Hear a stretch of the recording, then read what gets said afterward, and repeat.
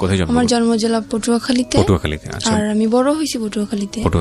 আর আমার বাবার কাছে তেমন একটা আমার থাকা হয় না, আমি বড় হয়েছি আমার নানা বাড়িতে। আচ্ছা।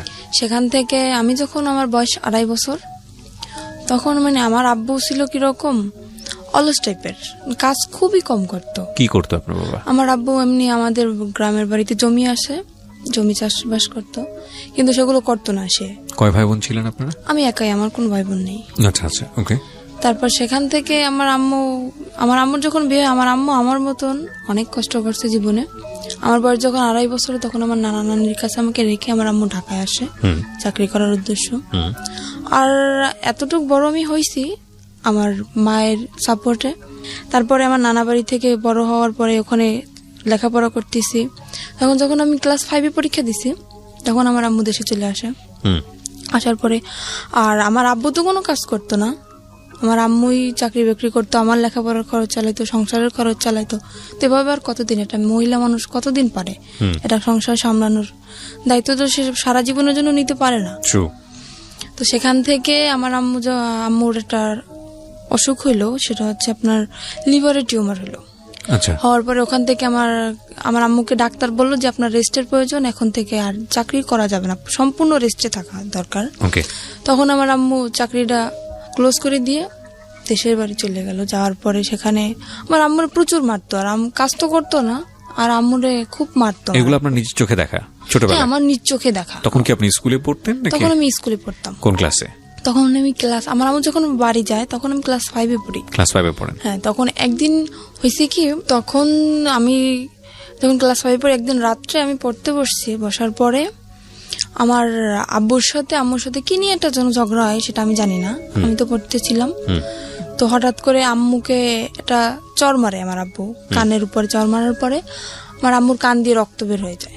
তখন বৃষ্টি পড়তেছিল, তো আমার আম্মুর কান্না দেখে আমি খুব কান্নাকাটি করতেছিলাম। তখন আমার পাশের বাড়ি থেকে এক আন্টি এসে বলে আমার আব্বুকে যে তুমি কাজ কিছু করো না, তারপরেও আবার বউ বাচ্চাদের ঘরে বসে মারো, তোমাকে এখন পুলিশে দিয়ে দেবো।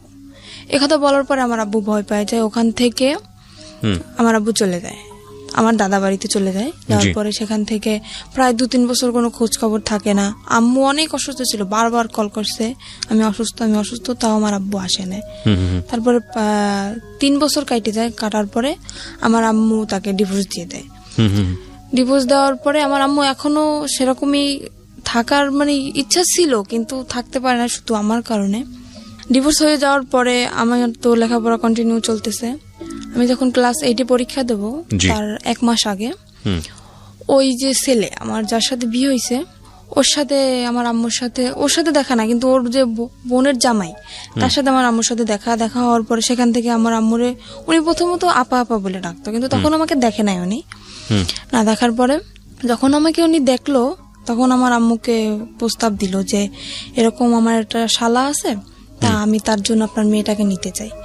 তা আমার আম্মু বলতেছে কি, আমার একটা মেয়ে, অত দূরে আমি বিয়ে দেবো না। আমার বলতেছে যে ছেলেটা যদি সংসারে থাকে তাহলে আমি হয়তো ভাইবে দেখতে পারি। তখন বললো ঠিক আছে, ছেলেটা সংসারেই থাকবে। তখন আমার আম্মু তাও রাজি না। তারপর আমার আম্মু আমাকে জানাইলাম, বললাম কি দেখো আম্মু, আমার এখনো বয়স একদম কম, আর তুমি এরকম চিন্তা ভাবনা কেন নিতেছো? এখন তো বিয়ে করা সম্ভব না আম্মু, আমি এসএসসি পরীক্ষাটা দেই, তারপরে তোমরা কিছু একটা করো, এত তাড়াতাড়ি কেন এসব বলতেছো? তখন আমার আম্মু মোটামুটি রাজি ছিল না। তারপরে হঠাৎ করে আমার আম্মুর কি হয়ে গেল আমি নিজেও জানি না। তারপরে আমার আব্বুর সাথে কথা হয়। তারপরে মানে আমার ছোটবেলা থেকে ইচ্ছা, আমি তো মাদ্রাসা লাইনে পড়ছি, মানে হাফিজি পড়ার ইচ্ছা ছিল আমার, আর আমার আম্মুরও ছিল। আর আম্মু চেয়েছিল যে আমার যদি একটা ছেলে হইতো আমি হাফিজি পড়াবো, কিন্তু যেহেতু মেয়ে সেটা তো আর সম্ভব না। তারপরেও আমি 8-এ পরীক্ষার পরে আমার আব্বুর সাথে কথা বলেছি, আব্বু আমি হাফিজি মাদ্রাসায় ভর্তি হবো, ক্ষেত্রে তুমি যদি একটু হেল্প করো ভালো হয়, আম্মু তো একা পারতেছে না। তারপরে বলতেছি কি, আমার মেয়েকে যদি আমার পড়ানোর দরকার হয়, আমার মেয়ে আমার কাছে আসবে, আমি দূরে বসে আমার মেয়ের পড়ার খরচ আমি দেবো না। এটা আপনার বাবা বলেছে? হ্যাঁ, এটা আমার বাবা বলে। তারপর আমি আম্মুকে বললাম, দেখো আম্মু, তোমার কষ্ট হবে আমি জানি, তারপরও তোমার সন্তানের সুখের জন্য তোমার এটা মাইনে নেওয়া লাগবে। আমি তোমার কাছে থাকতে পারবো না, আমি আব্বুর কাছে চলে যাব। মানে একদম যে ছেড়ে যাবো তা না, মানে লেখাপড়ার উদ্দেশ্যে আমি আব্বুর কাছে যাবো। তখন বাবা কি তখন বিয়ে শাদী করেছে? না, আমার আব্বু এখনো বিয়ে শাদী করে নাই। আচ্ছা, তখন বিয়ে শাদী করেন। আচ্ছা, ওকে।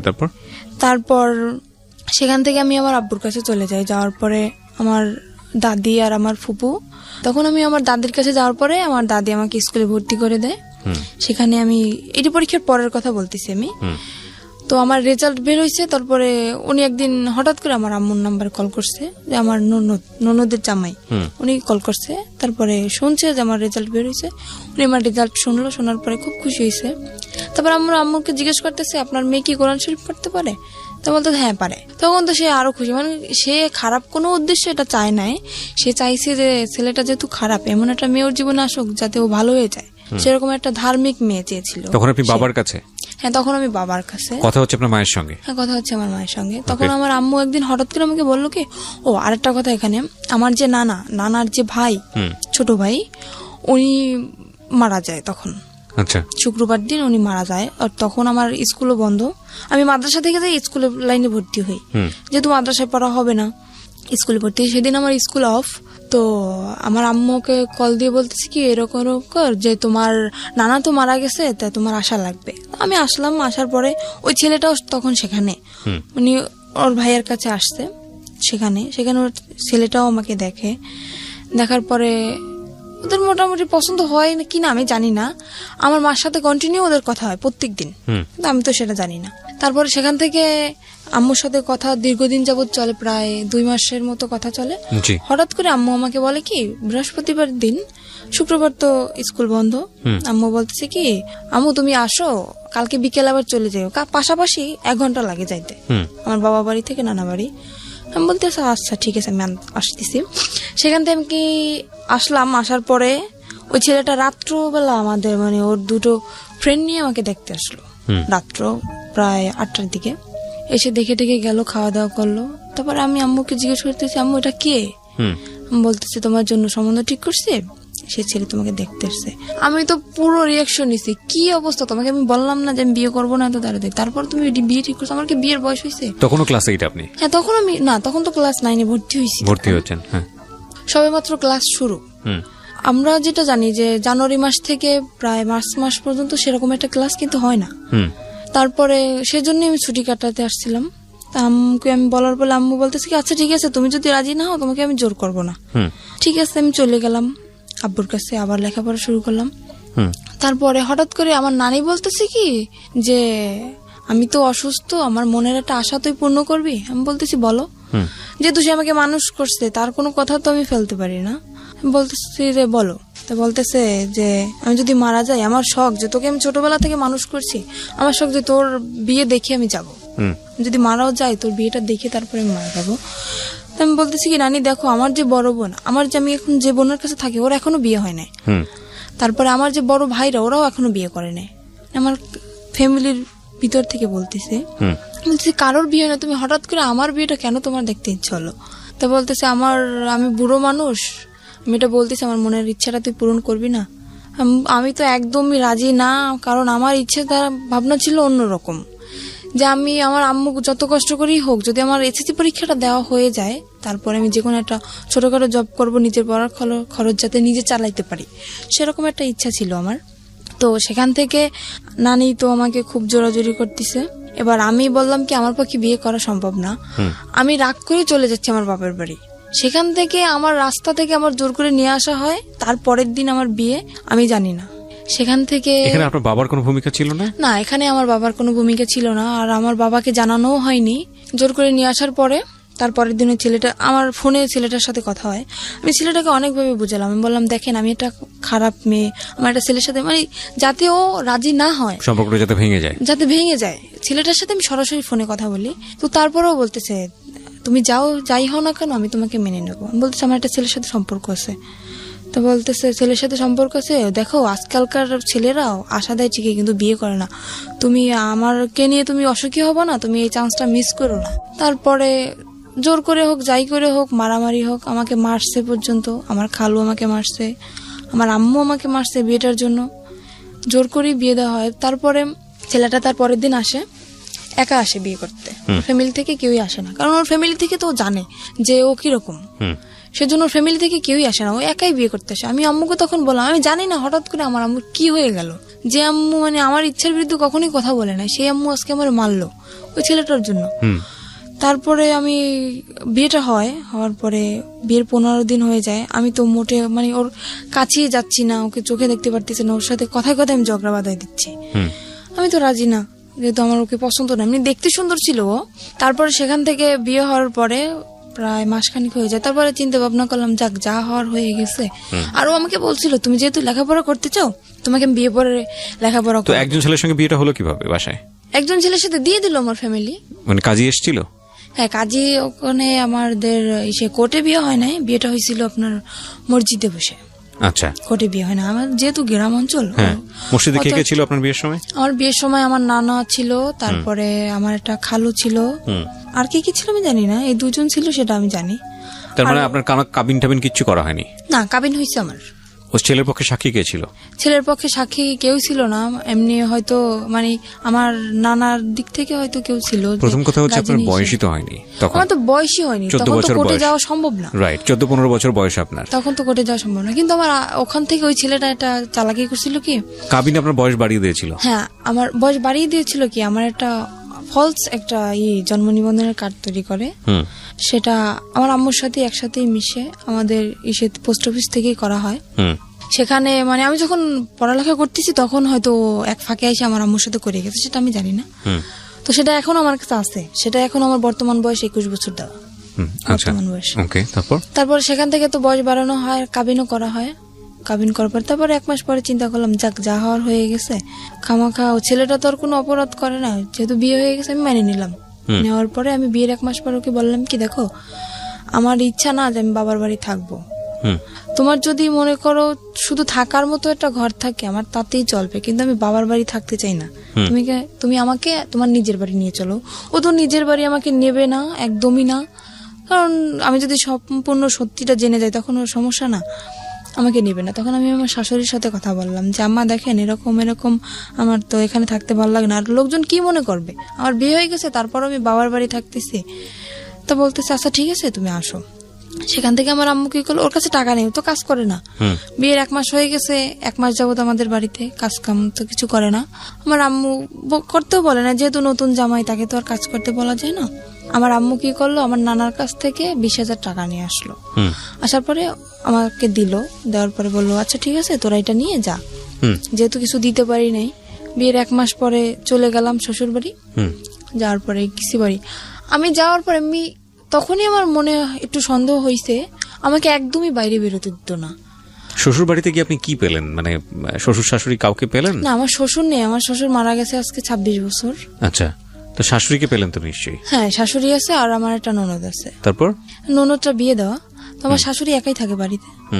সেখানে যাওয়ার পরে আমাকে একদম বাইরে বেরোতে দিচ্ছে না, আর আমি যে গোসল করব সে গোসলের পানিটা পর্যন্ত আমার ঘরে আইনে দিচ্ছে আমার শাশুড়ি। আমি তো মহা খুশি যে এরকম একটা শাশুড়ি পাইছি আমি, যে আমার গোসলের পানিটা পর্যন্ত আমার ঘরে এনে দিতেছে, আমার বাইরে যাইতে দেয় না।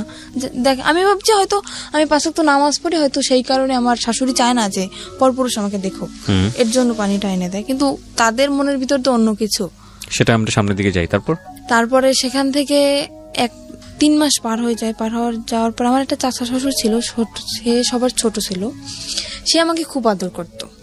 নিজের বাবার কাছ থেকে আমি যতটুকু আদর না পাইছি তার কাছ থেকে ততটুকু আদর মনে হয় আমি পাইছি। কিন্তু বিয়ের 6 মাস পরে উনি মারা যায়, আমার সেই চাচা শ্বশুর মারা যাওয়ার পরে সেখান থেকেই আমার সংসারে আগুন লেগে গেল। কারণ আমার ওই চাচারে খুব ভয় পাইতো আমার হাজবেন্ড, যার কারণে মানে কোনো কিছু করতে গেলে ভাবতো, অন্তত 50 বার ভাবতো। তো উনি মারা যাওয়ার পরে, উনি যেদিন মারা গেছে সেদিন রাত্রেও আমি তো জানি না, আমাকে বলতেছে কি দেখো আমার বাড়ির যত দায়িত্ব আমার চাচার উপরে ছিল, যেহেতু সে মারা গেছে এখন কিন্তু সব দায়িত্বটা আমার, তো আমার যদি রাত্রে ফিরতে দাঁড়িয়ে তুমি কখনো আমাকে জিজ্ঞেস করবে না যে তুমি কোথায় গেছিলা। এটা মানে আপনার হাজবেন্ড আপনাকে বলেছিল? আমাকে বলে, আর আমি এতটুকু বিশ্বাস ওকে আমি করতাম, আমি যদি চোখের সামনে দেখতাম যে ওটা কিছু করতেছে, তারপরেও যদি বলতো যে আমি এটা করি নাই, তাও আমি বিশ্বাস করে নিতাম, আমি এতটা বিশ্বাস ওকে আমি করতাম। সেখান থেকে ও যেদিন ওর চাচা মারা যায় ওদিন ও সারা রাত্র বাড়ি ফিরল না, ও তখন জোর আসলে আমি তো জানি না, সকালবেলা বাড়ি ফিরলো। আমি ও যেহেতু আমাকে বলছে সন্ধ্যার দিকে তুমি আমাকে জিজ্ঞেস করবা না, আমি জিজ্ঞেসও করিনি। আর আমিও খুব কান্নাকাটি করতেছি যে আমাকে এত ভালোবাসতো, সে হঠাৎ করে মারা গেল। তা আমি আর ওকে জিজ্ঞেস করিনি। পরপর 3-4 দিন এরকম ও বাড়ি আসতেছে না। তারপর আমি ওকে জিজ্ঞেস করলাম, কি এমন কাজ তোমার সারা রাত্র? আমার চাচা শ্বশুর তো এরকম সারা রাত্র বাড়ি পাহারা দিত না, তুমি তো রাত্র পর্যন্ত কি করো? আমাকে বললো, মেয়ে মানুষের মতো থাকো, তোমার এত শক্তি দরকার আছে? বললাম আচ্ছা ঠিক আছে। সে কাজ করতেছে না কিছু না, সারা রাত্র ওরকম জুয়ো খেলে দিনের বেলা এসে ঘুমাইতেছে। এভাবে কি সংসার চলে? আমি বললাম কি, দেখো এখন হয়তো আমি একা আছি, ভবিষ্যতে আমাদের একটা বেবি আসবে, তখন তার তো ভবিষ্যৎ আছে। তোমার জীবন নিয়ে তুমি না ভাবতে পারো, কিন্তু আমার তো লাইফে অনেক কিছু করার বাকি। তুমি আগে বলছো যে লেখাপড়া করাবা, সেটাও করালে না। তারপরে এখন যতক্ষণ আমাদের একটা বাচ্চা কাচ্চা হবে, তাকেও কি আমি এরকম মূর্খ বানাবো? তাকে কি লেখাপড়া করা লাগবে না? তাকে মানুষ করা লাগবে না? বলতেছে অবশ্যই। সে সেদিন কি করলো, 4টা টাচফোন নিয়ে আসছে।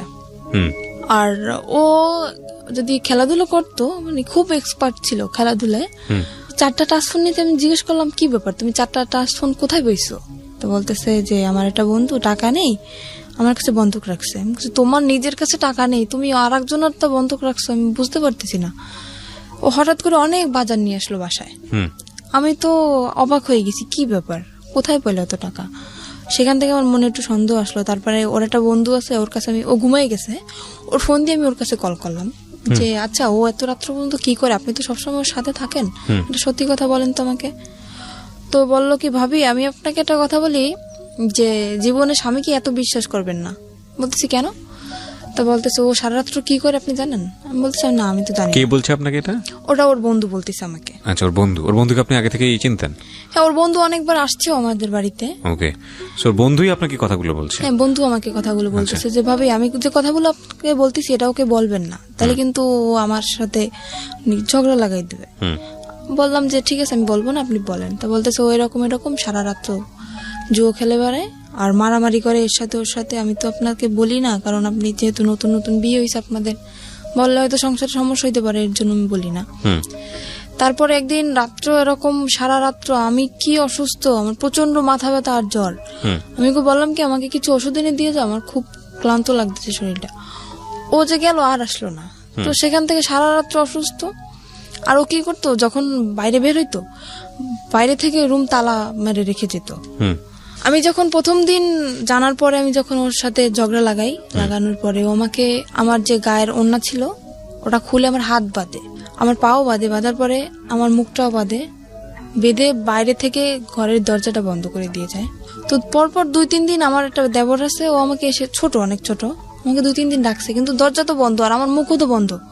আমি কিভাবে ডাক দেবো ওদেরকে? আর আমি কাউকে বলিও নাই, এই কথাটা আমি কাউকে বলিও নাই, বললে তো মানে ওর মার শুরু হয়ে যাবে, এর জন্য আমি বলি নাই।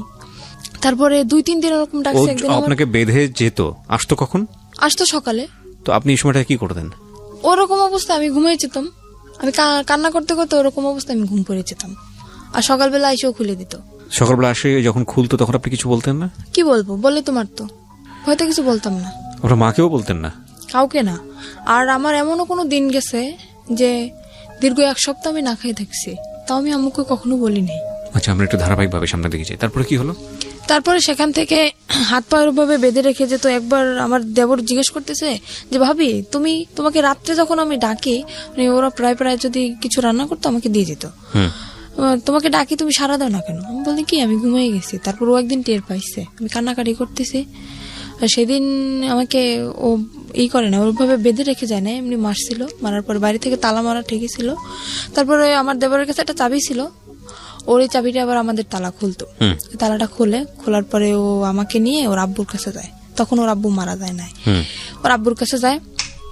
যাওয়ার পরে এই করছে, বললো কি যে কি ব্যাপার, আজকে শুনলাম ঘরে অনেক ডাকাডাকি কান্নাকাটি, কি হয়েছে তোমার? আমি বললাম কি এরকম আপনার ছেলে এরকম করতেছে।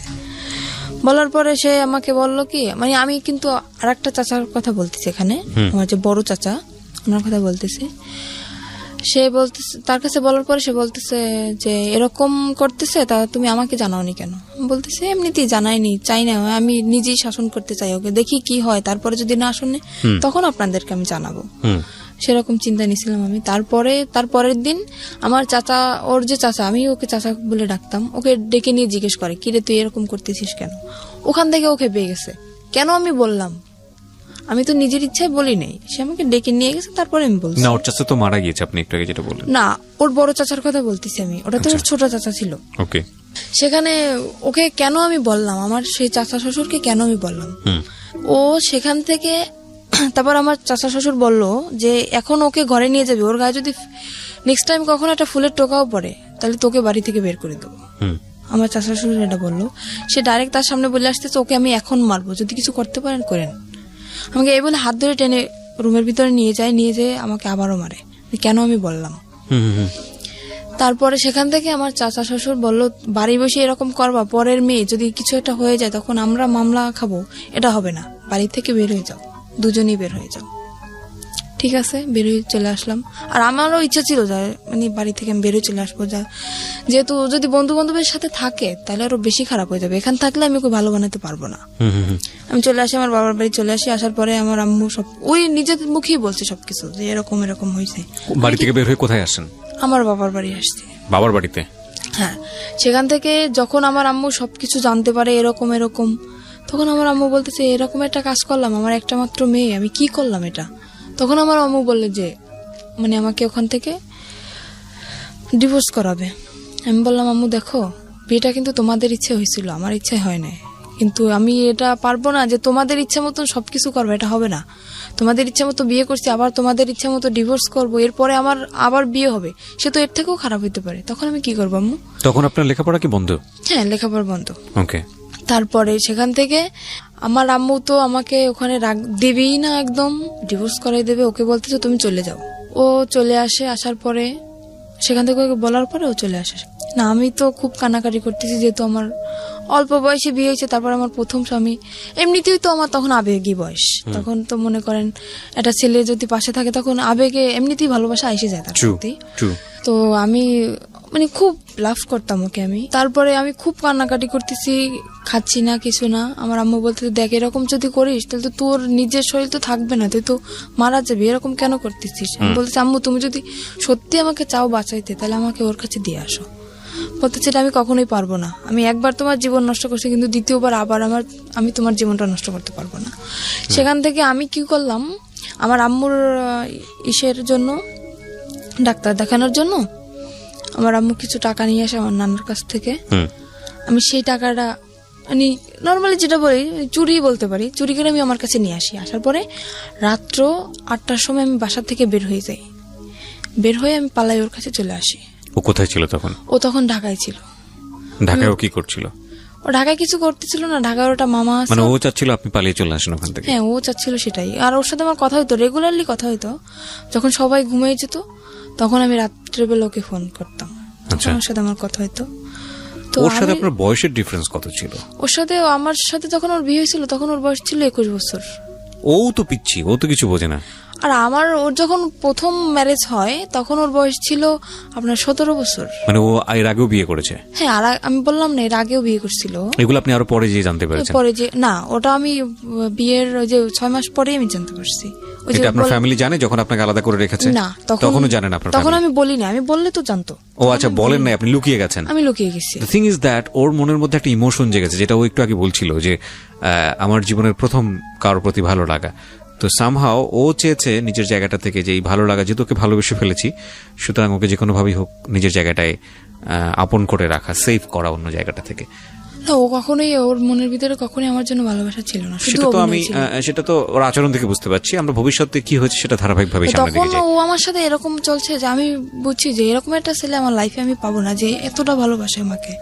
আচ্ছা, আমি শুধুমাত্র ওর এইসব যে অপকর্ম এইসব দিকটা আমি কখনোই ভাবি নাই। আমি ভাবছি শুধু ওর ভালোবাসাটা, আর কিছুই না। আমি ঢাকায় চলে আসলাম। আসার পরে ওর একটা মামা আছে ওখানে, উনি একটা চাকরি ঠিক করে আমার জন্য আর ওর জন্য। কিন্তু আমার বয়স অল্প, সেখানে আমাকে চাকরিতে অ্যাকসেপ্ট করে না। ও একটা চাকরি করার পরে আমিও কিছুদিন পরে একটা চাকরি নিই। তারপর ও 1 মাস চাকরি করার পরেও চাকরি করা বন্ধ করে দিল বাসায়। তারপর আমি তো চাকরি নিলাম। ও যে 1 মাসের বেতনটা পাইছে, পাওয়ার পরে সে টাকাটা নিয়ে ও বাড়ি চলে গেছে, আমাকে ওখানে একা রেখে। কোথায় ছিলেন আপনি তখন? ঢাকাতে? আমি তখন ঢাকা নারায়ণগঞ্জে ছিলাম। নারায়ণগঞ্জে ছিলেন? নারায়ণগঞ্জে আপনাকে নিয়ে বাসা ভাড়া নিয়েছিল সে? হ্যাঁ, বাসা ভাড়া নিয়েছিল। আর আমি যেহেতু জীবন গল্প বলতেছি, সবকিছুই বলি, তখন আমি একটা গার্মেন্টসে চাকরি করি। জি। সেখানে গার্মেন্টসে আমি প্রথম মাসের বেতন তখনও পাইনি, আমার চাকরির বয়স কেবল 15 দিন। সেখান থেকে ও তো 1 মাস হয়ে গেছে চাকরির বয়স, আর বাসা ভাড়াও তো দেওয়া হয় নাই, আর টুকিটাকি কিছু ধারও হয়েছে, প্রায় 10,000 টাকার মতো ধার। ও বেতনটা পায়ে বাড়ি চলে গেছে না বলে, ফোনটাও অফ, আর আমার ফোনটাও নিয়ে গেছে। এবার আমি কি করব, সেখানে বেতন পাই নাই, ও বেতন পেয়ে চলে গেছে, বাসা ভাড়া 1 মাসের, টুকিটাকি দেনা, ইচ্ছা ছিল দুজনেই বেতন পাবো, বেতন পেয়ে সব ধারগুলো শোধ করে দেবো। এখন আমার তো আমি কি করব ভাবতে পারতেছি না। তখন আমি আম্মুর কাছে কল করলাম যে আম্মু, তোমার জামাই অনেক অসুস্থ, টাকা নেই, তুমি কিছু টাকা পাঠাও। আম্মুর কাছ থেকে 10,000 টাকা নিলাম, আর না মানে আম্মু নিজেই আসলো ঢাকায়, এসে দেখতেছে যে নেই। তখন আম্মু বললো কি যে তুই এত মিথ্যা কথা কেন বলতেছিস আমার সাথে? আমি কোনোদিন মিথ্যা কথা বলি নাই, সেই মানুষ আমি ওর জন্য অনেক মিথ্যা বলছি আমার ফ্যামিলিতে অনেক। আম্মু এসে দেখার পরে বলতেছে কি, তুই এরকম একটা মিথ্যা কথা আমার সাথে বলতে পারলি, যে ও করলো এটা আর তুই বললি আরেকটা। তখন আমার আম্মু ওখান থেকে সবার ধার শোধ করে আমাকে ওখান থেকে নিয়ে আসে। নিয়ে আসার পরে বাড়ি আমাকে আটকায় দেয়, একদম ফুল আটকায় দেয়। আমার পাশে মনে করেন বডিগার্ড হিসেবে প্রত্যেক সময় 3-4 জন লোক আছে, কেউ না কেউ আছে আমার পাশে, আমাকে বডিগার্ড হিসেবে পাহারা দিচ্ছে তারা। তখন আমি কিভাবে যাব? আমার তো কি কষ্ট হচ্ছে সেটা তো আমি বুঝতেছি, যে আমার বুকের ভিতরটা কিরকম ফিল হচ্ছে। তো সেখান থেকে আমাকে আটকানো তো হইলই, প্লাস আমাকে জোর করে ডিভোর্স করানো হবে। কাজী আমার বাসায় চলে আসছে। ওকে, আমি বললাম কি, আপনি কি মামলা খাইতে চান? আমি কাজীকে বললাম, আপনি কি মামলা খাইতে চান? বলতেছে কেন? বলছে আমি ডিভোর্স করবো না, আপনি জোর করে ডিভোর্স করেছেন, আমি কিন্তু আপনার নামে মামলা করে দেবো। তো কাজী ভয় পেয়ে গেছে, কাজী বলতেছে আমি ডিভোর্স করাতে পারবো না। কাজী চলে গেল। যাওয়ার পর সেখান থেকে আমি আবারও পালায় চলে গেলাম। আমি পালালাম কখন? তখন ফজরের আজান দিছে। ফজরের আজানের সময় আমি বাসা থেকে বের হয়ে গেছি। আমি নামাজ পড়ার দিয়ে আমি উজু করতে বের হয়েছি, সেখান থেকে আমি বের হয়ে গেছি। বের হয়ে আমার শহরে যাইতে আপনার প্রায় 1 ঘন্টা সময় লাগে, গ্রামের দিকে তো বাড়ি। সেখান থেকে আমি গাড়ি থেকে নেমে ওকে কল করলাম যে আমার কাছে টাকা নেই, তুমি টাকা পাঠাও, আমি আসবো। তো বলতেছে আমার পক্ষে টাকা পাঠানো সম্ভব না। আমি কি করলাম, আমার বিয়ের সময় যে নাকফুল দেওয়া হয়েছিল আমাকে, নাকের ফুল, ওটা আমি বিক্রি করে দিলাম শহরে গিয়ে। বিক্রি করে সেখান থেকে আমার 700 টাকা আসলো। আমি সেই টাকাটা দিয়ে ওর বাড়ি চলে গেলাম। যাওয়ার পরে সে তো আমাকে মাইনে নিচ্ছে না। কেন তুমি আমার মাইনে নেবে না? বিয়ের 1 বছর পরের কথা বলতেছি আমি। সে আমাকে মানবে না। কি অন্যায় করছি আমি, তুমি কেন আমাকে মানবা না? আমি কি অন্য কারোর সাথে রিলেশন করছি বা কারোর সাথে ভেগে গেছি, তারপরে 6 মাস পরে তোমার সাথে আসছি, কেন তুমি আমাকে এরকম করতেছো আমার সাথে? সে বলতেছে ঠিক আছে, একটা শর্তে আমি তোমাকে রাখতে পারি, আমি কোনো কাজ করতে পারবো না, তুমি আমাকে চাকরি করে খাওয়াবা। ঠিক আছে। তো সেখান থেকে আমি যশোরে চলে গেলাম। সেখানে আমার একটা ফুফু শাশুড়ি আছে। যশোরে কি ওকে সাথে নিয়ে গেলেন? হ্যাঁ, ও আমাকে নিয়ে গেছে আমার ফুফু শাশুড়ির কাছে। আর ওনার মেয়ের নিজস্ব পার্লারের আছে, বিজনেস আছে। সেখানে আমাকে 3 মাস ট্রেনিং করানোর পরে আমি মোটামুটি কাজ সবকিছুই শিখি। শেখার পরে ওখানে আমার চাকরিও হয়ে যায়। তখন আমার বেতন ছিল 16,000 টাকা। আর আমি বেতনের যত টাকা পাইতাম, বেতন পাওয়ার সাথে মানে ও আমার সাথে থাকতো না, কিন্তু যেদিন আমি বেতন পাইতাম ওদিন চলে আসতো, সব টাকা নিয়ে যেত। হাত খরচের টাকা রেখে সব টাকা নিয়ে যেত। নিয়ে ও বলতো কি যে আমার মানে আমাদের বাড়ি তো এমনি ও বলতেছে যে আমার 2তলা বিল্ডিং করার ইচ্ছা, তো এই টাকাটা নিয়ে আমি ব্যাংকে রাখতেছি। আসলে কোনো কিছুই করতো না, ও টাকাগুলো শুধু ফাও নষ্ট করতো। আর মেয়েদের সাথে মনে করেন আসার পরে ও ফোন অফ করে রাখ, ফোনের উপরে ফোন আসতেই থাকতো মেয়েদের ফোন।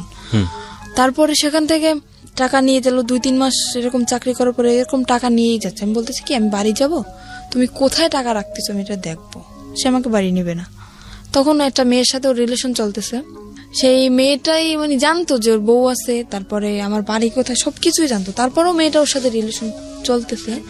আর সে মেয়েটারও আগে বিয়ে হয়েছিল, যেরকম ও ছিল সেরকম সেই মেয়েটা ছিল, দুজনই একরকম।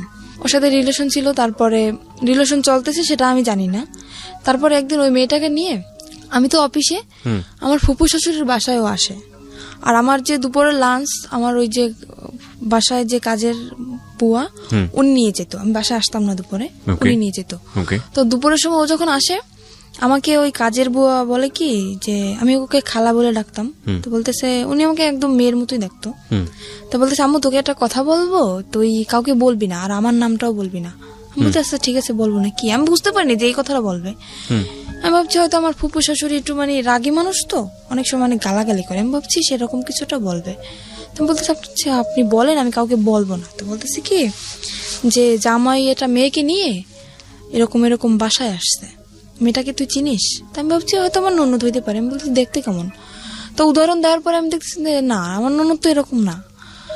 তখন আমি বললাম কি আচ্ছা ঠিক আছে, আমি বাসায় যেয়ে দেখবো, বাসায় যেহেতু আসছে আমি বাসায় যেয়ে দেখবো। তা বলতেছে নর্মালি যদি তোর ননদ হইতো তাহলে তো এরকম বসার কথা না। সে মেয়েটা ওর পাশে যে বসতেছে, ওর হাতে হাত রাখতেছে, হেসে হেসে কথা বলতেছে, একসাথে সেলফি তুলতেছে। আমি বলতেছি আচ্ছা আমি বাসায় যেয়ে দেখবো, তুমি বাসায় যাও। তারপরে আমি 5টার সময় ছুটি নিয়ে আমি ওখান থেকে যাই। তারপরে বাসায় যে ওদেরকে আমি পাই না, ওরা ওখান থেকে চলে যায়। চলে যাওয়ার পরে আমি সেদিন তো পাই না। তারপর আমি কান্না করতেছি। তখন আমার মনের ভিতর কিরকম একটা সন্দেহ জাগছে যে হঠাৎ করে আমার সাথে দেখা না করে চলে গেল, কোন মেয়েকে নিয়ে আসলো। আমি খুব কান্নাকাটি করতেছি আর আমার চোখ একদম ফুলে গেছে কান্না করতে করতে। তখন আমার ফুপু শাশুড়ি বুঝতে পারছে যে হয়তো কিছু একটা হয়েছে, আমাকে ডাকলো।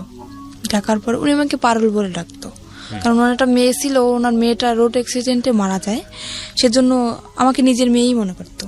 তো ওনার মেয়েটার নাম ছিল পারুল, আমাকে পারুল বলে ডাকতো উনি। তো বলছে পারুল তোর কি হয়েছে? আমি বলছি কিছুই হয় না। তো বলতেছে কান্নাকাটি কেন করতেছিস? আমি বলতেছি কি আপনি সবকিছুই জানেন তাও নাটক কেন করতেছেন?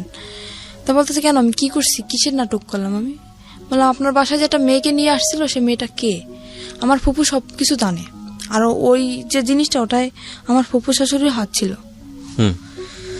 তারপরে প্রথম বুঝতে পারিনি, তারপরে মানে নিজের ভিতর থেকে চিন্তা ভাবনা করে দেখলাম যে সে যেহেতু জানবে না তাহলে এরকম একটা কাণ্ড কিভাবে ঘটলো। তার বাসায় মেয়েটাকে নিয়ে আসলো, ওর ইচ্ছা ছিল যে আমাকে প্রথমত দেওয়ার ইচ্ছা ছিল না, ওখানে যেখানে আমাকে বিক্রি করা হয়েছে দেওয়ার ইচ্ছা ছিল না। ওর ইচ্ছা ছিল যে মানে ওই মেয়েটাকে ও দেবে ওখানে।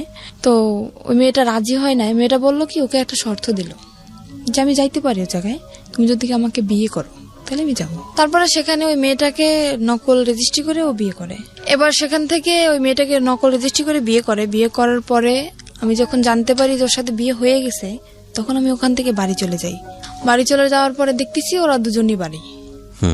জিজ্ঞেস করলাম কি ব্যাপারে, মেয়েটা কে? আমাকে সেখান থেকে বাড়ি একদম ঢুকতেই দিল না, মানে রুমের ভিতরে ঢুকতেই দিল না। মেয়েটা তো রুমের ভিতরে, কত জানে যে বউ আছে। বাড়ি মানে আপনার শ্বশুর বাড়ি? হ্যাঁ আমার শ্বশুর বাড়ি। ও তো কোনো অ্যাকশন নিচ্ছে না, কিন্তু আমি তো পুরো একদম মনে করেন একটা মেয়ের কখনোই চাইবে না যে তার স্বামীর লাইফে অন্যটা মেয়ে আসুক। আমি তো অনেক রাগারাগি করতেছি, চিল্লাপাল্লা করতেছি। ও সেখান থেকে আমাকে নিয়ে গেল একটা হোটেলে। তারপরে সে হোটেলটা আমার একটা আত্মীয়র, সেই হোটেলে নিয়ে যেয়ে আমাকে বললো দেখো এরকম এরকম একটা মেয়েকে ওকে আমি বিয়ে করিনি, ওর সাথে আমার নকল রেজিস্ট্রি, ওর সাথে আমার ঘর সংসার করার ইচ্ছা না, ওকে আমি ছেড়ে দেবো। বলি কেন তুমি এরকম করলা? তুমি তো আমার সাথে এরকম করতে পারবা, কেন করলো? মেয়েটা জীবনটা কেন তুমি নষ্ট করলা? তা বলতেছে ওর বাবা মার অনেক টাকা পয়সা আছে, তো মানে আমাকে লোভ দেখাচ্ছে, ও টাকার লোভ দেখাচ্ছে। ওর বাবা মার অনেক টাকা পয়সা আছে, কিছু টাকা পয়সা নিয়ে আমি ওকে ছেড়ে দেবো। আমি বলতেছি এটা কখনোই হবে না। আমি একটা যেরকম আমার মনে যেরকম কষ্ট হয় আমার স্বামীর জীবনে অন্য কেউ আসলে ঠিক ওরও সেরকম কষ্ট, আমি এটা মানবো না। তারপরে সেখানে ওই মেয়ের যে নানি, ওই মেয়েটার নানি কল করছে ফোনে। আমি ফোনটা রিসিভ করি। আমি বললাম কি মেয়ে যে বিয়ে দিছেন জানেন যে ছেলে কি করে? বলতেছে হ্যাঁ জানি। ছেলে কি করে? বলতেছে ছেলে তো রোলার মেশিন চালায়। বলতেছি সম্পূর্ণ ভুল, ও কোনো কাজ করে না। বলতেছে তুমি কি বলতেছো? আমি বলতেছি আমি ওর বউ। বউ মানি? কিন্তু বউ মানে আপনি জানেন না যে ওর আগে আরো একটা বউ আছে? তো বলছে না তো, ও তো বলছে যে আমি আগে বিয়ে করছিলাম, তার সাথে ডিভোর্স হয়ে গেছে। ডিভোর্স হয়ে গেছে তাহলে ও আমার সাথে কেন এখন? তারপরে বললো কি আচ্ছা এই করছে, আমরা থানায় মামলা করব, তুমি থানায় আসো। আমি বলতেছি মামলা করার দরকার হলে আপনারা করেন, ভুল আপনারা করছেন, মামলাটা আপনারাই করবেন, আমি করব না। আপনারা কি করবেন আপনারা নিজেরা ডিসিশন নেন, এর ব্যাপারে আমি কিছু বলবো না আপনাদের। তো ওরা, আমি তো সেখান থেকে আমাকে বললো কি তুমি যেখানে আছো সেখানে যাও, ও মেয়েটাকে আমি কিছুদিনের ভিতরে ছেড়ে দিয়ে আমি তোমার কাছে আসতেছি। আপনি তখন যশোরে? আমি তখন যশোরে না, তখন আমাকে খুলনা একটা হোটেলে নিয়ে যায়। খুলনায়, যশোর খুলনা তো পাশাপাশি জেলা। কত এই কথাগুলো হচ্ছে কোথায়? খুলনায় বসে? হ্যাঁ খুলনায় বসে একটা হোটেলের ভিতরে হচ্ছে। তো আপনাকে যেতে বলছে কোথায়? যেতে বলছে আমি যেখানে চাকরি করি ওখানে আমাকে। সেটা তো যশোরে? হ্যাঁ যশোরে। ওকে। ওখান থেকে আমি যশোরে চলে যাই। চলে যাওয়ার পরে মানে যেটা বললো আমি বিশ্বাস করলাম আবারও। ওখান থেকে যশোরে চলে যাই। যাওয়ার পরে ও মেয়েটাকে নিয়ে আবার ওই বাসায় আসে। ওই বাসা বলতে? আমার যে ফুপুর বাসায় আবার আসে। আপনার আপন ফুপু? না, ফুপু শাশুড়ি। ফুপুর শাশুড়ি। ওকে। ওনার বাসায় আবারও আসে। আসার পরে আমি সেদিন যখন আমি খবর পাই, ওই খালা আমাকে কল করে, যখনই আমি খবর পাই আমি সাথে সাথে অফিস থেকে বেরোয় চলে আসি। আমি আমার ম্যাডামকেও বলি না যে আমি যাচ্ছি, সেখান থেকে আমি সাথে সাথে বেরিয়ে চলে আসি। আসার পরে ও আমার আসার আধা ঘন্টা আগে বের হয়ে গেছে। যাওয়ার পরে আমি কল করছি ওকে, কি ব্যাপার, তুমি নাকি আজকে আসছিলে, তুমি চলে গেছো কেন? তো বলতেছে আমি কালকে আসবো।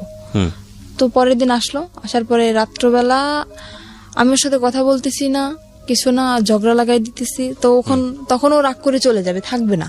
বলতেছে তোমার এই মেজাজ দেখার জন্য আমি আসিনি। এখানে আমার তো রাগ করাটা স্বাভাবিক, যেখানে আমার স্বামীর সাথে আমার থাকার কথা, আমি চাকরি করতেছি এক জায়গায়, আমার স্বামী আর এক জায়গায় থাকতেছে, তার সাথে অন্য একটা মেয়ে, বুঝতেছি না, মানে আমার অ্যাকশন নেওয়ার কথা, সে জায়গায় উল্টো আমার সাথে রাগ দেখাইতেছে। আমি এখানে থাকবো না, আমি চলে যাবো। বলছি যাও, আমি রাগের মাথায় বলতেছি তুমি যাও। তো আমার ফুপু শাশুড়ি তাকে ধরে রাখার পরে রাত্রবেলা ওর সাথে আমার কথা চলতেছে যে কেন তুমি এরকম আমার সাথে করলা, এরকম মেয়েটাকে নিয়ে তুমি ঠিকই সংসার করছো, তুমি যেহেতু তাকে রাখবা না, তাহলে তাকে তুমি বাড়ি নিয়ে গেলা কেন? আমার বাড়ি জায়গা হচ্ছে না, আর তুমি তারে নিয়ে বাড়ি রাখতেছো, কিভাবে রাখতেছো? তো তখনও করলো কি, ওর মা ফোন দিল, ওই মেয়েটার মা ফোন দিল। ফোন দেওয়ার পরে আমি ফোনটা যে রিসিভ করতে গেছি, ফোনটা আমাকে দিচ্ছে না। আমি জোর করে হাত থেকে ওর ফোনটা নিয়ে গেছি, নেওয়ার পরে আমাকে মার শুরু করে দিয়েছে। মারার পরে ও আমার মাথায় মারে একটা দিয়ে, আপনার যে স্ট্রে থাকে না, সিগারেট খাওয়ার পরে যেটা ফালানো হয়, হ্যাঁ স্ট্রে, ওটা দিয়ে আমার মাথার মধ্যে মারার পরে আমি ওখানে অজ্ঞান হয়ে পড়ে যাই। তারপরে আমার মাথা দিয়ে প্রায় রক্ত বের হয়ে যায়, মানে অল্প কিছু ফেটে যায়, আমি ওখানে সেন্সার হয়ে যাই। প্রায় ঘন্টাখানিক পরে আমার সেন্স আসার পর দেখতেছি ওই মেয়েটার সাথে ও কথা বলতেছে ফোনে। তখনও ও কথা বলতেছে যে আমার ওয়াইফ এদিকে অজ্ঞান, সেদিকে ওর কোনো খেয়াল নেই, ও সেই মেয়েটার সাথে কথা বলতেছে। আমি তখন ওকে দরজা খুলে দিলাম, দারোয়ানকে ডাকলাম, ডাকার পরে আমি বললাম তুমি এখন বের হয়ে যাও। তখন রাত্র 3টা। সেখান থেকে বের হয়ে গেল। যাওয়ার পরে 4-5 দিন পরে আবার আসলো। আসার পরে আমাকে বলতেছে কি যে, আমাকে শারমিন বলে ডাকে, শারমিন আমি যা করছি আসলে আমার আসলে অন্যায় হয়েছে। তো ও ওখান থেকে, মানে ওই মেয়েটা যাবে না, আমাকে বললো কি তোমাকে নিয়ে আমি এক জায়গায় বেড়াতে যাব। আমি ওকে আবারও কিন্তু ক্ষমা করে দিলাম, এত অন্যায় করার পরেও। মানে আপনি মেনে নিলেন যে ওই বউ থাকা অবস্থায় আপনি থাকবেন না? তাহলে ও বলছে মেয়েটা নেই। মেয়েটা কোথায় গেছে? চলে গেছে। ও মেয়েটা চলে গেছে? তারপরে হ্যাঁ, ও বলছে যে মেয়েটা চলে গেছে, আসলে যায় না, মেয়েটা ওর বাড়িতে। ওকে। তারপরে আমাকে বলো তোমাকে নিয়ে আমি এক জায়গায় বেড়াতে যাব। বলছে আচ্ছা ঠিক আছে চলো। তো বলতেছে কালকে তুমি ছুটি নেবা। বলছে আচ্ছা। তারপরে আমি আমার ফুপু শাশুড়ির কাছ থেকে কিছু টাকা নিলাম। নেওয়ার পরে ও আমাকে নিয়ে, মানে আমার লাইফে ফার্স্ট আমি ওই জায়গাটা যখন দেখি, আমাকে একটা জায়গায় নিয়ে যায়, সেখানে সব মেয়েরা, সেখান থেকে আমি দেখার পরে আমি বলতেছি কি ব্যাপার, তুমি আমাকে কোথায় নিয়ে আসছো? তা বলতেছে কি এটা একটা হোটেল মেয়েদের, এখানে শুধু মেয়েরাই থাকে, এখানে কোনো ছেলেরা থাকে না। আমি বলতেছি ছেলেরা থাকে না তো তুমি ঢুকলা কিভাবে এখানে? তো বলতেছে তুমি বুঝবো না, এখানে একটা মেয়ের সাথে আমার সাথে এটা কথা হয়েছে, একটা মেয়ের সাথে আমার সাথে বন্ধুত্ব, ওর সাথে আমি দেখা করতে আসছি এখানে। বলতে দেখা করতে আসছো, তো আমাকে নিয়ে আসছো কেন? তা বলতেছে তুমি চলো, তোমাকে দেখতে চাইছে। বলতে আচ্ছা ঠিক আছে চলো।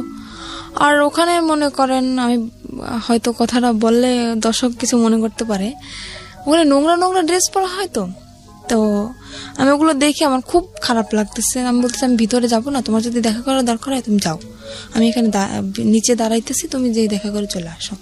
তো বলতেছে না তোমার যাওয়াই লাগবে।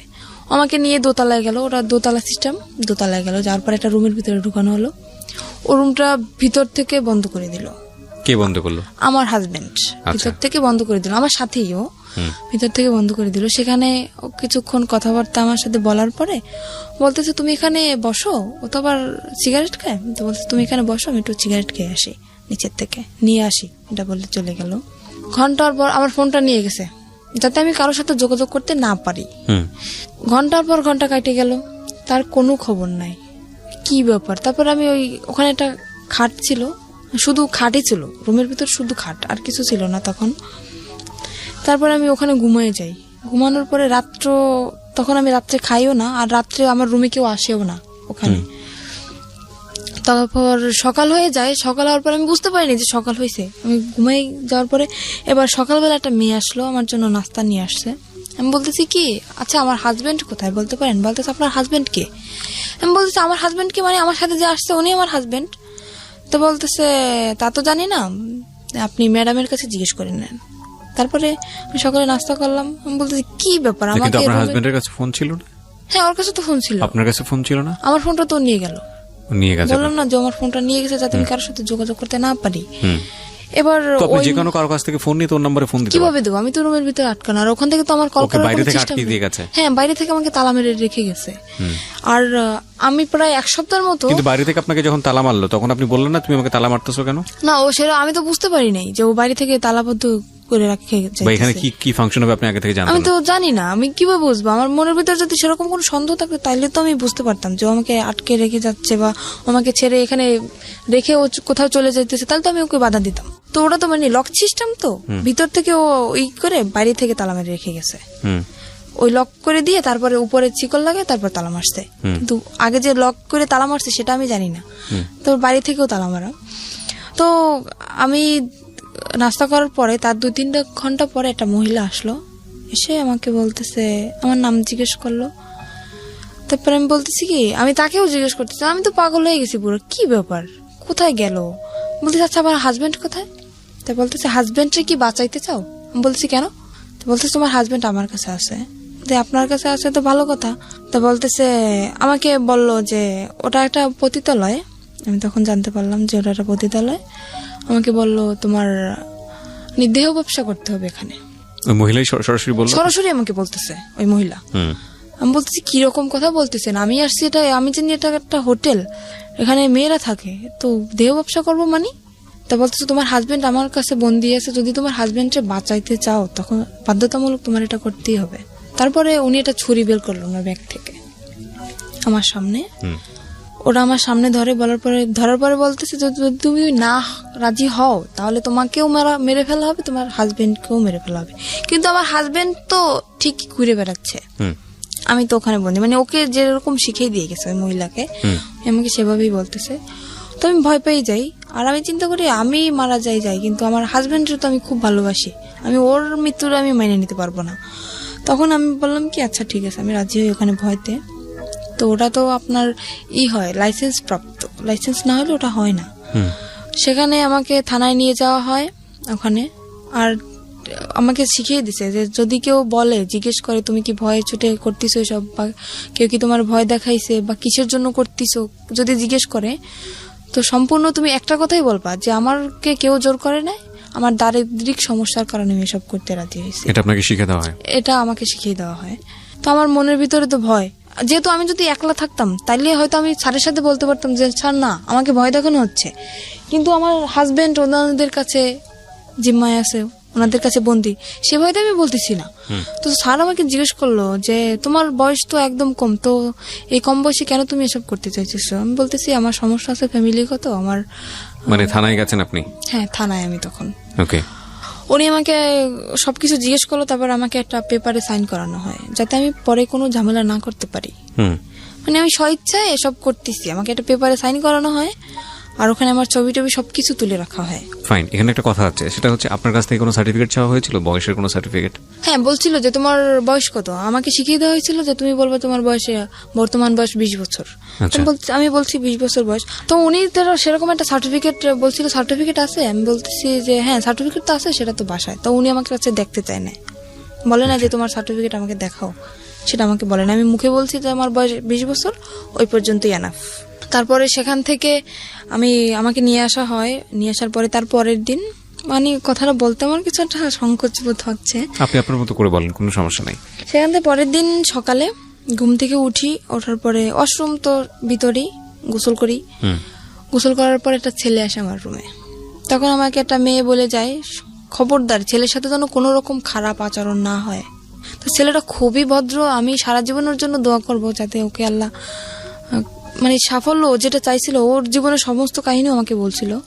তো ও একটা মেয়ের সাথে এরকম রিলেশন করছিল। ছেলেটা আসার পরে কি হয়েছে? ছেলেটা আসার পরে আমাকে তখন ও রুম ভিতর থেকে বন্ধ করে দেয়। তখন আমি বুঝতে পারছি যে কেন আসছে একটা ছেলে এটা মেয়ের রুমে কেন আসে। আমি বললাম কি, আমি ওর পা জড়াই ধরলাম যে দেখেন ভাই, আপনি আমার ভাই, আমার তো ভাই নেই, আপনি আমার ভাই। এখানে আমি ইচ্ছাকৃত ভাবে আসিনি, এরকম আমার হাজবেন্ডকে আটকে রাখা হয়েছে। আর ওর ওখানে যে যা কিছু হয় ও সবকিছু জানে যে ওর ভিতরে আসলে কি হয়। আর আরো তো মেয়েরা আছে, তো সে তাদের কাছ থেকে হয়তো ও শুনছে যে কিরকম কি এখানে সিস্টেম। আমি সমস্ত কিছু বললাম যে এরকম আমার হাজবেন্ডে আটকে রাখছে, আমাকে এরকম ভয় দেখাইছে। ও বলতেছে কি তোমার হাজবেন্ড এখন কোথায় সেটা তুমি জানো? আমি বলতেছি আমি জানি যে হাজবেন্ড ওদের কাছে এখনো বন্দি আছে। তা বলতেছি সেরকম কিছুই না, এখানে সিস্টেম হচ্ছে তোমার মেয়েদের এখানে নিয়ে এসে বিক্রি করে দেওয়া হয়। তখন আমার বিশ্বাসই হইতেছে না, এরকম আমার হাজবেন্ড করতে পারে না, এতটা খারাপও হইতে পারে না। ও তখন বলতেছে কি, আচ্ছা ওর কাছে ফোন ছিল, বলতেছে তোমার হাজবেন্ড যেহেতু বন্ধু তাহলে তো ওর ফোনটা অফ থাকার কথা, তাই না? আমি বলতেছি হ্যাঁ। তা বলতেছে তুমি আমার ফোনটা দিয়ে 1 মিনিট ওকে কল করো। তো আমি বললাম আমি কথা বললে তো আমি বুঝতে পারবো না, তো আপনি কথা বলেন। তো ফোনটা দেওয়ার পরে ওই মেয়েটা ধরছে ওর ফোনটা, মানে যাকে সে বিয়ে করেছে। যাকে সে বিয়ে করছে সে মেয়েটা ধরছে। ধরার পরে বলতেছে কে, আপনি কে? বলতেছে আপনি কে মানে? আমি তো যার ফোন আমি তার ওয়াইফ। তখন আমি বুঝতে পারলাম যে ছেলেটা যা বলছে সম্পূর্ণ সত্যি। তখন আমি বুঝতে পারলাম। তো আমি বললাম কি যে ভাই দেখেন, আমি যদি আপনার বোন হতাম আপনি কি এটা মেনে নিতে পারতেন? তো বলতেছে না, কখনোই না। বলতেছে আপনার দুটো পায়ে ধরে আপনি আমাকে কিছু করেন না। তখন ছেলেটা আমার করুণা দেখেও ছেলেটা নিজেই কেঁদে ফেলছে। ছেলেটা বলল কি, আচ্ছা ঠিক আছে আমি তোমাকে কিছু করতেছি না, কিন্তু এরপর নেক্সট টাইম যে আসবে সে তো তোমাকে ছেড়ে দেবে না, কারণ এখানে টাকার বিনিময়ে সব কাজ করা হয়, টাকা দিয়ে তো কেউ তোমাকে ছেড়ে দেবে না। তো তুমি যদি চেষ্টা করো, আমার মনে হয় তুমি চেষ্টা করলে এখান থেকে বের হতে পারবা। ছেলেটা আমাকে বলে, বলতেছে যে ই করছে, আমি নেক্সট টাইম যদি আমি কখনো আসি তোমার জন্য আমি সাহায্য করার করব। ও বলতেছে যে আমি একটা মামলা করব, যে তোমার ফ্রেন্ড হিসাবে, আমি তোমার ক্লাস ফ্রেন্ড সেই হিসাবে আমি তোমার জন্য একটা মামলা শিট নিয়ে আসবে, ওখানে আমার সইটা শুধু থাকবে আর সম্পূর্ণ কিছু ওই লিখে নিয়ে আসবে যেটা লেখার। আমি বলতেছি সেটা তো হবে না, কারণ ওখানে আমার সই নেওয়া হয়েছে যাতে আমি কোনো কিছু না করতে পারি। হ্যাঁ, পুলিশ ফাঁড়িতে। তো বলতেছে তাহলে কি করবা, দেখো কি করতে পারো। ও তো চলে গেল। এবার আমি দরজাটা আমি নিজেই বন্ধ করে দিলাম। দেওয়ার পরে আমি খুঁজতেছি যে ছুরি বা অন্য কিছু যদি আমি পাই, আমি আত্মহত্যা করার চেষ্টা করতেছি। তো আমি খোঁজাখুঁজি করতেছি, খুঁজতে খুঁজতে উপরে যে সানসেটের পরে ওই যে আপনার বক্স ছিল, বক্স আনছে আমার জন্য, ওই রুমে সবকিছু নিয়ে আসছে আমার জন্য, যেহেতু ওই রুমে আমি থাকবো, সবকিছু নিয়ে আসছে। তো বক্সের যে কার্টুনটার ভিতরে আপনার ইঁদুর মরা ওষুধ। আমি পাইয়ে তো মানুষ তো কষ্ট হয়, কিন্তু আমি পাই তো মহা খুশি। আমি ওটা পাওয়ার পরে অনেক খুশি আমি, যে আমি এখানে এসব করার থেকে কারে আমি ভালোবাসলাম, কার জন্য আমি রাজি হইলাম, যাকে বাঁচানোর জন্য আমি রাজি হইলাম সেই আমাকে দিয়ে এসব করাচ্ছে, আমি আর নিজের জীবন আমি রাখতে চাই না। তো আমি পুরো প্যাকেট খেয়ে ফেলছি। ফেলার পরে দরজা খুলে দিলাম, আবার দেওয়ার পরে আবার আর একটা ছেলে আসছে, এসে দেখতেছে আমার অবস্থা খুবই খারাপ, পুরো শরীর ঘেমে গেছে আর আমি কথা বলতে পারতেছি না। তো আমার যে ওখানে যে ওই যে মহিলাটা ওনাকে ডাক দিল, ডাক দেওয়ার পর উনি তো ভয় পেয়ে গেছে যে এখানে যেহেতু আমার থেকে সই নেওয়া হয়েছে, তখন তো ওরা বুঝে যাবে যে আমাকে ভয় দেখানো হয়েছে, আমার থেকে সই নেওয়া হয়েছে যে আমি স্বেচ্ছায় সব করতেছি, তাহলে কেন আমি বিষ খেলাম, এখানে প্রশ্ন উঠবে না। তখন উনি আমাকে তাড়াতাড়ি হসপিটালে নিয়ে গেল। হসপিটালে নেওয়ার পর আমাকে ওয়াশ করানো হলো, তারপরে ওখানে হসপিটালে আমাকে ভর্তি করলো। করার পরে মোটামুটি থানায়ও খবরটা চলে গেছে, থানার স্যার আমার কাছে আসলো, এসে তখন আমি পুরো অজ্ঞান, তখন আমার জ্ঞান আসে নাই। তো স্যার তখন আমাকে কিছু জিজ্ঞেস করতে পারে না, চলে গেছে। যাওয়ার পরে 1 সপ্তাহ পরে ওই যে আমার হাজবেন্ড ও আসে, ওর কাছেও খবর চলে গেছে।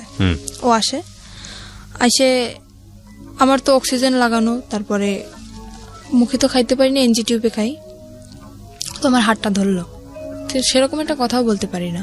আমি ওকে দেখে কেঁদে ফেলছি আমি, যে কি আমি অ্যাকশন নিতেছি, কেন তুমি আসছো, আমার ডক্টর সবাই আমার সামনে, আমি ওখানে অ্যাকশন নিতেছি, তুমি কেন আসছো, তুমি এখান থেকে চলে যাও। আমি এক নজর ওকে দেখার পরে আমি চোখ বন্ধ করে ফেলছি, এতটা ঘৃণা আসছে আমার। আমি বললাম তুমি চলে যাও এখান থেকে, আমি তোমাকে দেখতে চাই না। তো সেখান থেকে ও বললো কি আমি চলে যাবো ঠিকই, কিন্তু তোমাকে সাথে নিয়ে যাবো। আমি কোথায় নিয়ে যাবো, আবার আমাকে কোথাও বিক্রি করার ইচ্ছা আছে তোমার, কোথায় নিয়ে যাবো আবার?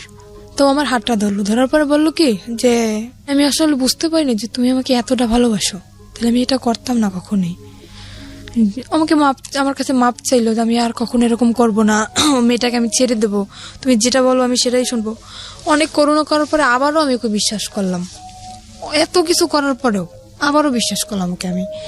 সেখান থেকে হসপিটাল থেকে আমার রিলিজ দেয় নাই তখনও, ডাক্তারের না বললে আমি সুস্থ না তখনও, নার্সরে উনি কিছু টাকা ঘুষ দেয়, দেওয়ার পরে আমার ওই যে এনজিটিউ পরানো, তারপরে আপনার অক্সিজেন লাগানো, হাতে ক্যানুলা করা, সবকিছু খুলে তারপরে সেখান থেকে নার্সরে কিছু টাকা ঘুষ দিয়ে ওখান থেকে আমাকে নিয়ে আসে ওগুলো খোলানোর জন্য, কিন্তু নার্স তো ডাক্তারের অনুমতি ছাড়া খুলতে পারবে না। উনি টাকা পাওয়ার পরে উনি খুলে দিল ওগুলো। নার্স ওগুলো খুলে দেওয়ার পরে আমি তখন হাঁটতেও পারি না ঠিক মতন, এতটাই ক্লান্ত আমি। আমাকে নিয়ে তখন সে ঢাকা, আমার একটা ফুপু আছে সেখানে আমাকে নিয়ে আসে, আমার আপন ফুপু, সেখানে আমাকে নিয়ে আসে। আর বাড়ি তো গেলে তো যদি এই সমস্ত কথা শোনে তাইলে তো মনে করেন ওরে তো মারবে, সাথে আমিও মার খাবো, যে এত কিছু তাও তারপরও কেন আমি মানিয়ে নিলাম। আমি বাড়ি গেলাম না, আমার সে ফুপুর কাছে গেলাম, যার পরে ওখানে আমি 1 মাস পর্যন্ত থাকলাম। থাকার পরে ও বললো কি, দেখো আমি তো কাপড় চোপড় কিছুই নিয়ে আসিনি, আমার কাপড় চোপড় তো সবকিছু বাড়িতে, তা তুমি এখানে থাকো, মানে আমাদের ওখানে চাকরি বাকরি নেওয়ার কথা, তো আমি সুস্থ হবো তারপরে চাকরি নেবো। বললো আমি বাড়ি থেকে আমি কাপড়গুলো নিয়ে আসি আমার, এই বলেও বাড়ি চলে গেল। যাওয়ার পরে ও যেদিন যাবে তার পরের দিন আসার কথা, আসতেছে না। তারপরে আমি বললাম কি ব্যাপার, তোমার আসার কথা, তুমি কেন আসতেছো না? সে ওখান থেকে এসে চলে গেছে, সেই শ্বশুর বাড়ি চলে গেছে, ওর যে সেই শ্বশুর বাড়ি চলে গেছে। ফোন করলে মাঝে মাঝে ওই মেয়েটা ধরে। তারপরে আমি বুঝতে পারলাম আস্তে আস্তে, অনেক কান্নাকাটি করছি, অনেক রিকোয়েস্ট করছি, তুমি আমাকে নিয়ে যাও নিয়ে যাও। সেখান থেকে আমার আব্বু আম্মু যখন জানতে পারি আমি ওখানে, আমাকে নিয়ে যায়। নিয়ে যাওয়ার পরে ওই যে মহিলা, ওই মহিলাকে নাম্বার দিয়ে দেয়, আমার আম্মুর নাম্বার দিয়ে দেয়। কিসের জন্য জানেন? যাতে আমি আমার বাড়িতেও জায়গা না পাই, আর ওর কাছেও যাতে আমি না যেতে পারি। ও ওর বাড়িতে সম্পূর্ণ সবাইকে জানাই দিছে যে আমি এসব করি, আমি বিয়ের আগে এসব করতাম, ও জানতে পারছে, সেজন্য ও আমাকে ডিভোর্স দিতে চায়। আসলে তো কিছুই না সেরকম, ও নিজে করছে এগুলা। এটা বলার পরে আমার আম্মুর কাছে ওই মহিলা ফোন করে, করার পরে ওই ফোনটা আমার আব্বু ধরে। ধরার পরে ওই সম্পূর্ণ কথা মানে বানাই বানাই যা বলার সব বলছে, যে আপনার মেয়ে এতদিন শ্বশুর বাড়ি ছিল না, আমার এখানে ছিল, এসব করতো। আর এসব কথা শোনার পরে আমার আব্বু তো সবাইকে বলে দিল। মানে এই ফোনটা কে ধরেছে? আমার আব্বু, সদাব্বু। না, আমি আসলে এই জিনিসটা একটু ক্লিয়ার হতে চাই। ফোনটা কে করেছে, কাকে ফোনটা রিসিভ করেছে কে? ফোনটা করছে আমাকে যেখানে বিক্রি করে দেওয়া হয়েছিল, ওখানে যে মহিলা ছিল উনি ফোন করছে। উনি ফোন নাম্বারটা নিছে আমার হাজবেন্ডের কাছ থেকে। কাকে করেছে ফোনটা? ফোনটা করছে আমার আম্মুর ফোনে, কিন্তু ফোনটা রিসিভ করছে আমার যে আব্বু। মানে তখন তো আপনার আম্মুর বিয়ে হয়েছে একটা। হ্যাঁ, তখন আরেকটা বিয়ে ফোন হয়েছে। করে ওই ভদ্র মহিলা, মানে হোটেলের যিনি ইনচার্জ ছিলেন ওইসব কাজের, ওই ভদ্র মহিলা ফোন করে আপনার মাকে বলেছে যে আপনার, আমার মাকে না, আমার সৎ যে আব্বু, মানে আলটিমেটলি আপনার মাকে ফোন করার জন্য বলেছিল, কিন্তু আপনার সৎ বাবা রিসিভ করেছে। সৎ বাবাকে বলেছে যে এই সব কাজ করেছে আপনার মেয়ে এখানে। ওকে। আর উনি যেগুলো বলছে সেগুলো তো সম্পূর্ণ মিথ্যা কথা, রাইট? তারপর মানে উনি চায় যে আমার বাড়ির থেকে যদি আমাকে তাড়িয়ে দেওয়া হয়, তখন আমার বাধ্যতামূলক ওখানে যেতে হবে, কোনো উপায় থাকবে না, কোনো উপায় থাকবে না। তখন আমার আব্বু ওটা শোনার পরে, আমি ওনাকে আব্বু বলেই ডাকতাম, এটা শোনার পরে সে আমাকে মানে একদম ক্লিয়ারলি বলতেছে তুমি বাড়ি থেকে বের হয়ে যাও। ফ্যামিলির সবাইকে জানাই দিল। এবার আমি কি করব, আমার মাথায় আসমান ভেঙে বসে। এরকম একটা জিনিস আমার লাইফে ঘটলো, কোথায় আমার ফ্যামিলি আমাকে সাপোর্ট করবে, অন্য মানুষের একটা মিথ্যা কথা শুনে আমার সাথে এরকম করলো। আমি বাড়ি থেকে বের হয়ে চলে আসলাম। মাও বললো বাড়ি থেকে বের হয়ে যেতে? আম্মুর তো কিছু করার নেই, ফ্যামিলির থেকে যেহেতু সবাই এরকম বলতেছে। কিছুই বললো না মা? আম্মু তো কান্নাকাটি করতেছে, আম্মু তো আমাকে আসতে দেবে না। তখন সে আব্বু বলতেছে তুমি যদি তোমার মেয়েকে না আসো, আমি তোমাকে ডিভোর্স দিয়ে দেবো। তা আম্মুকে আমি বললাম, আম্মু এতদিন তো দূরে ছিলাম, থাকছিলেন আমার ছাড়া, তো এতদিন যেরকম ফোনে কথা বলছি এখনো সেরকম, ঠিক সেরকম তোমার সাথে আমার ফোনেই কথা হবে, আমি এখানে থাকবো না। কারণ আমি যদি এখানে থাকি এই ব্যাপারটা গোটা এলাকায় জানাজানি হয়ে যাবে, আমি এটা চাই না। বাড়ি থেকে বের হয়ে চলে আসলাম। বাড়ি থেকে বের হয়ে চলে আসে আমার যে ওই ফুপুর কাছে ছিলাম ঢাকায়, ওখানে আবার আসলাম। আসার পরে ওনার কাছে 15 দিন থাকার পরে ওখানে কোনো চাকরি বাকরি হইতেছে না, কারণ যেহেতু বাড়ি থেকে একদম বের হয়ে চলে আসছে, বাড়ি তো আর যাবো না, চাকরি বাকরি কিছু তো একটা করা লাগবে। ওখানে কোনো চাকরির ম্যানেজ হইতেছে না। তারপর আমার আম্মু কথা বললো, আমার যে আন্টি এখন বর্তমানে ঢাকায় আছে, ওনার সাথে আমার আম্মু কথা বললো যে দেখ, আমি আম্মুকে সবই বলছি যে আম্মু যেটা তোমরা শুনছো সেটা সম্পূর্ণ মিথ্যা, তুমি আমার কাছ থেকে শোনো। আম্মু শোনার পরে আর আম্মু আমাকে অনেক বিশ্বাস করে, আর আমি আম্মুর সাথে কখনোই মিথ্যা কথা বলি না। ওই বিয়ে হওয়ার পরে যেটা বলছি, কিন্তু এখন আর বলি না, তাও তো বলছি হাজবেন্ডের জন্য। আম্মুকে বলার পর আম্মু বলছে আচ্ছা ঠিক আছে আমি দেখতেছি। তো আম্মু সেখান থেকে আমার আন্টির সাথে কথা বলে, আন্টির সাথে কথা বলার পরে আন্টি বললো ঠিক আছে আমার কাছে আসো। ঈদের 3 মাস আগে বলতেছে ঠিক আছে আমার কাছে আসো তুমি। আসলাম, সেখানে আসার পরে ট্রেনিং করলাম। ওই যে আপনার এখন যে নার্সিং ট্রেনিং জবটা করতেছি নার্সিং এ, সেখানে ট্রেনিং করলাম। করার পরে তারপরে আবার অসুস্থ হয়ে গেলাম। সেখানে অসুস্থ হওয়ার পরে প্রায় 2.5 মাস যাবত বসা, তারপরে কোনো চাকরি বাকরি হইতেছে না। আমার আপন ফুপুর বাসায় চলে আসলাম। সেখান থেকে আমার আম্মু কথা বলে আমার আন্টির সাথে, সেখানে 15 দিনের মতো থাকলাম। আমার আম্মু কথা বলে আমার আন্টির সাথে যে এরকম ওর সমস্যা, ওর জন্য একটা চাকরি দেখতো না। তো আন্টি বললো ঠিক আছে, ওকে আমার কাছে পাঠিয়ে দাও। তো আমার সে আন্টি তো থাকে নারায়ণগঞ্জে, ওই যে ফুপু, তাকে আমি আন্টি বলেই ডাকি। সেখান থেকে আমি আমার আপন যে খালা তার কাছে চলে আসলাম। আসার পরে সেখানে একটা এই যে এখন যে চাকরিটা করতেছি সেখানে ট্রেনিং করি। ট্রেনিং করার পরে আমি হঠাৎ অসুস্থ হয়ে যাই। অসুস্থ হওয়ার পরে 2.5 মাস বসার পরে আমি ওকে একদিন কল দিই আমার আন্টির ফোন দিয়ে। ওকে, মানে আপনার হাজবেন্ড? আমার হাজবেন্ডকে কল দেওয়ার পরে ও শুনলো যে আমি ঢাকায় আছি। তারপর আমি আবারও কেঁদে ফেলছি, ওর সাথে ফোনে কেঁদে ফেলছি। তো তখন আমাকে বলতেছে কি, ওই মেয়েটা এখন নেই, তুমি কি এখন আসবা? আমাকে আবারও যেতে বলতেছে যে তুমি কি আমার সাথে সিনেমা করতেছো? বলতেছে কেন? তুমি দীর্ঘ 6টা মাস যাবত তুমি আমার সাথে কোনো যোগাযোগ রাখো নাই। ওই যে চলে গেছো, তারপরে কত কান্নাকাটি আমি করছি, তুমি আমাকে তো নিয়ে যাওই নাই, আর তুমি নিজেও আসো নাই। এখন আমাকে যেতে বলতেছো, তুমি কি আমার আবার জীবনটা নষ্ট করতে চাও? তারপরে মাঝে হয়েছে কি, আমি একটা দেখাই, কবিরাজ দেখাই, উনি আমাকে একটা মান্দুলি দেওয়ার পরে সেখান থেকে আমি একটু ওকে কিছুটা বলতে পারছি। এখন আমি বললাম কি, আমি তোমাকে ভুলে যেতে চাই, আমি চাই না যে জিনিসটা আমার জীবন থেকে চলে গেছে, যে অতীতটা চলে গেছে, সে অতীতটা আবার আমার জীবনে ফিরে আসুক, আমি চাই না। তোমার যদি মনে চায়, আমার সাথে যদি বোঝো যে না শারমিন সত্যি আমাকে ভালোবাসতো, যদি আমার সাথে কথা বলতে মন চায়, মাঝে মাঝে তুমি শুধু আমার সাথে একটু কথা বলো, আমার একটাই রিকোয়েস্ট, আমি তোমার কাছে আর যাইতে চাই না। তো এখনো মাঝে মাঝে ও আমাকে কল করে বলে যে তুমি আসো। তো তারপরে সেখান থেকে কথা হওয়ার পরে আর একদিন আমি আবার ওকে কল করছি। কল করার পরে ওর যে বউ ধরছে, সেখান থেকে কত মিথ্যে কথা ও বলতেছে আমার সাথে এখনো পর্যন্ত। আবার ওর বউ ধরার পরে আমার সাথে কথা বলে। মোটামুটি মেয়েটা খুব ভদ্র, আমাকে আপু বলে ডাকে। সে আমাকে বললো যে আপু, আপনি যদি আসতে চান আপনি আসতে পারেন, আপনার সম্পূর্ণ কাহিনী আমি শুনছি বাড়িতে আসার পরে, আপনি যদি এখন আসতে চান তা আসতে পারেন। বললাম কি না, আমি আসবো না, যেহেতু তুমি একটা মেয়ে অনেক মনে আশা নিয়েই বিয়েটা করছো, তো ওর সাথে সংসারটা করার চেষ্টা করো। ওকে আমি বুঝে সুঝে বললাম যে এরকম চলো, কি পছন্দ করে কি পছন্দ করে না সবকিছু আমি ওকে শিখিয়ে দিলাম। দেওয়ার পরে তারপরে আমাকে বলতেছে তুমি আসো। ও মেয়েটাও বলতেছে, ও বলতেছে, কিন্তু কিসের আশায় বলতেছে সেটা আমি জানি না, মানে হয়তো মনের ভিতর অন্য কিছু। মানে এটা হচ্ছে আপনার এখনকার আমার ধারণা, এখনকার অবস্থা এটা হচ্ছে আপনার। হ্যাঁ। বর্তমানে আপনি কি করেন? বর্তমানে এখন আমি একটা জব করতেছি, নার্সিং জব। নার্সিং বলতে এটা কি ধরনের নার্সিং? মানে হোম সার্ভিস? হ্যাঁ, এটা হোম সার্ভিস। আচ্ছা, তো সেটা হচ্ছে বিভিন্ন পেশেন্ট যাদেরকে বাসায় সেবা দিতে হয়, কোন একটা কোম্পানির আন্ডারে থেকে আপনি এই কাজটা করছেন, সার্ভিসটা দিচ্ছেন, তাই কি? হ্যাঁ। ওকে।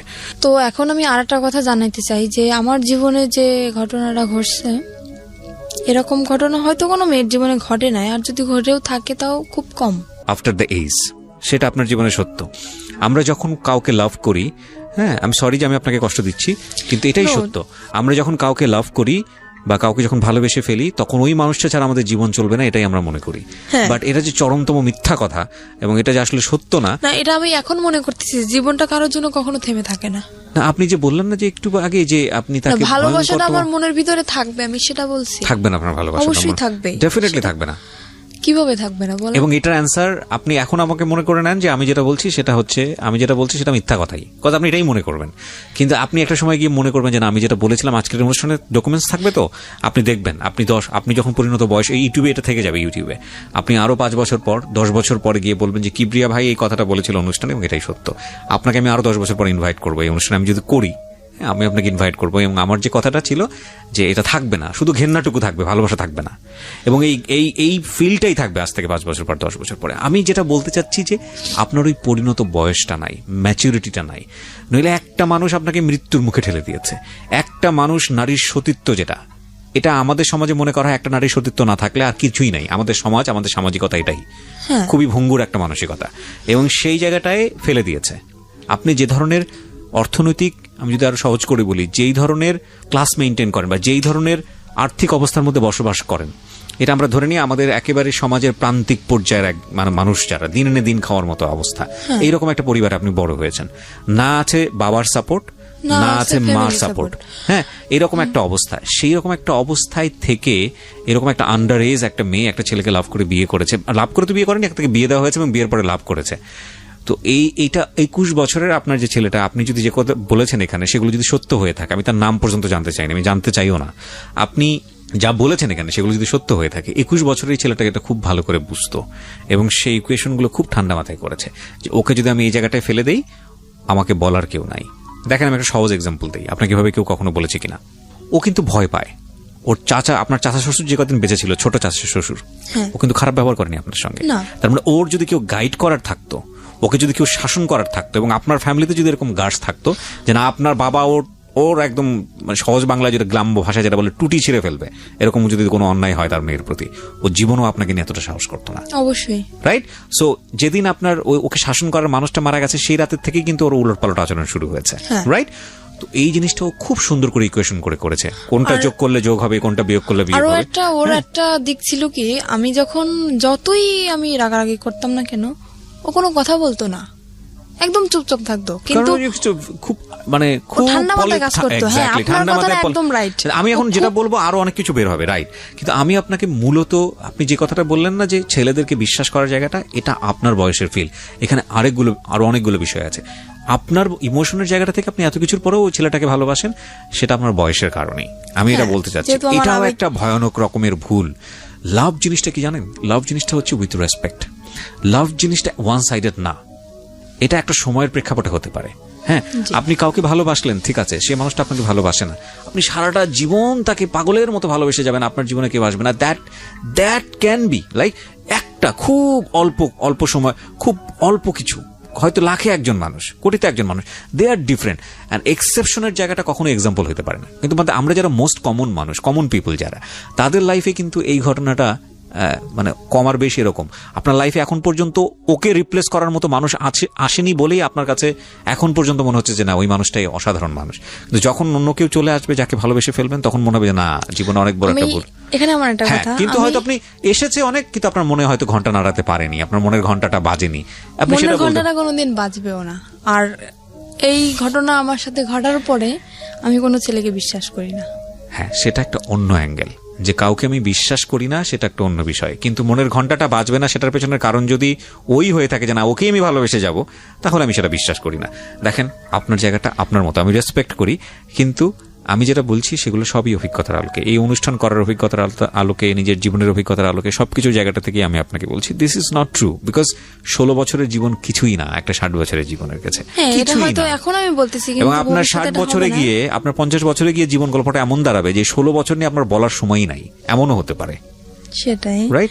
সো আমি আপনাকে জাস্ট একটা জিনিসই বলবো যে 16 বছরের টিনেজ যারা আছো, লাভ আসুক বা যেটাই হোক না কেন, যে ঘটনার প্রেক্ষাপটে আসুক না কেন, ওই মানুষটার যদি তোমার প্রতি কেয়ারিংটা না থাকে, ওই মানুষটার যদি তোমাকে নিয়ে ফিউচার প্ল্যান না থাকে, ওই মানুষটার যদি তোমার প্রতি রেসপেক্ট না থাকে, সম্মান বোধটুকু না থাকে, তাহলে তাকে নিয়ে বারবার ভাবো, ভালোবেসে যাও, কিন্তু তাকে নিয়ে সংসার করার স্বপ্ন দেখো না, তাকে নিয়ে অন্তত জীবনের সামনের দিকে স্টেপ নেওয়ার স্বপ্ন দেখো না। কারণ শুধু লাভ দিয়ে সংসার করা যায় না, শুধু প্রেম দিয়ে স্টেপ সামনের দিকে নেওয়া যায় না। কারণ ওই মানুষটাকে অন্যরকম মানুষ হতে হয়, সেখানে অনেক কিছুর হিসাব নিকাশ ব্যাপার থাকে। এই কথাগুলো এত বেশি কমন এবং এত বেশি আমি বলেছি জীবন গল্পে, আমি জানি না, মানে অনেকে হয়তো শুনতে শুনতে মুখস্থ হয়ে গেছে আমার এই কথাগুলো।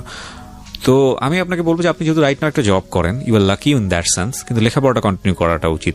আপনি কি কোথাও করছেন? এখন আমি আবার লেখাপড়া শুরু করছি বলতে কি, মানে এটা তো আমার রেগুলারলি ক্লাস করা সম্ভব না, তো আমার যেহেতু চাকরি করতে হয়, আমি এখন উন্মুক্ত ভর্তি হয়েছি, প্রতি শুক্রবার ক্লাস চলতেছে।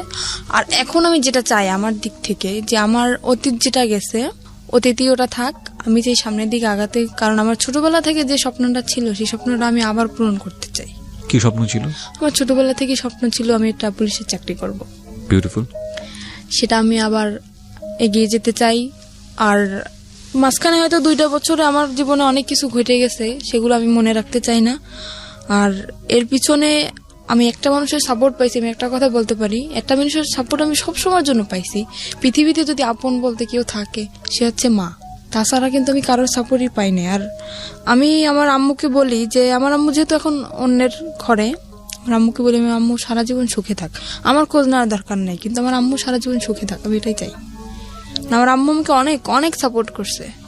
আজকে এই যে এখন আবার কন্টিনিউ লেখাপড়াটা আবার চালাইতেছি। আপনি ওপেন ইউনিভার্সিটিতে পড়ছেন এখন? উন্মুক্ত বিশ্ববিদ্যালয়ে পড়ছেন? হ্যাঁ। আচ্ছা, উন্মুক্ত বিশ্ববিদ্যালয়ে আপনি কি দেবেন, এসএসসি দেবেন? জি না, আমি তো এখন 9-এ ভর্তি হয়েছি। আবার 9-এ ভর্তি, ওখান থেকে তো এসএসসি দেবেন? হ্যাঁ, ওখান থেকে এসএসসি দেবেন, এবং পাশাপাশি আপনি একটা জবও করছেন মোটামুটি একটা হ্যান্ডসাম স্যালারিতে। আপনার জবের ধরনটা আমি নাইবা এখানে এক্সপোজ করলাম, সেটা হয়তো আপনার কাজের ক্ষেত্রে একটু সমস্যা হতে পারে, but it's a different case. এবং আমি মনে করি যে এত কিছুর পরেও একটা মেয়ে জব করছে, পাশাপাশি পড়াশোনা করছে এবং স্বপ্ন দেখছে, তার মানে ইউ আর লাকি। আপনি বললেন না একটু আগে যে আপনার চেয়েও কষ্টের জীবন গল্প থাকে কিনা, আপনার চেয়েও ভয়ঙ্করতম কষ্টের জীবন গল্প থাকে, এবং কেউ কেউ হয়তো এই স্টেজে এসে শেষ হয়ে যায়, কেউ কেউ হয়তো হোটেলের ওই শিকলটা খুলতে পারে না, সেখানেই সারাটা জীবন শেষ হয়ে যায়। হ্যাঁ, কেউ কেউ হয়তো ওই যে ইঁদুর মারা বিষ যেটা আপনি খেয়েছিলেন ওখানেই হয়তো জীবনটা শেষ হয়ে যায়। সুতরাং আপনি লাকি যে অনেক অনেক দিক থেকে আপনি সার্ভাইভ করে সামনের দিকে এগিয়ে গেছেন, এবং আমি মনে করি আপনি যেটা স্বপ্ন দেখেন সেটা ভবিষ্যতে আপনার কাছে হয়তো আসবে। তবে আপনার জীবনের সবচেয়ে ভয়ঙ্করতম জায়গা যেটা আপনার সঙ্গে এখনো স্টে করে, সেটা হচ্ছে আপনি এখনো, যদি আপনার কথা সত্যি হয় তাহলে আমি তাকে এইভাবেই বলতে চাই, স্টুপিডটাকে আপনি এখন লাভ করেন। দ্যাট ইজ দ্য বিগেস্ট মানে ভয়ের জায়গা আর কি। সো প্রিয় শ্রোতা, থ্যাংক ইউ সো মাচ। যারা আজকে এই অনুষ্ঠানটা শুনলেন তাদেরকে আমি ধন্যবাদ জানাতে চাই, এবং একই সাথে ধন্যবাদ জানাতে চাই যারা এই অনুষ্ঠানটা নিয়মিত শোনেন। আমি সব বেলায় এসে শেষ করতে চাই, একেবারে শেষের দিকে যে কথাটা বলতে চাই, প্রত্যেকটা স্টোরি কোনো না কোনো মেসেজ আমাদেরকে দেয়। আজকে 16 বছরের এই সাথী যে গল্পটা নিয়ে আমাদের এখানে উপস্থাপন করলেন, আমরা বিশ্বাস করি প্রথম ভুলটা করেছিলেন তার মা। ওই বয়সে যদি তাকে বিয়েটা না দিতেন তাহলে আজকে সাথীর গল্পটা এরকম হতো না।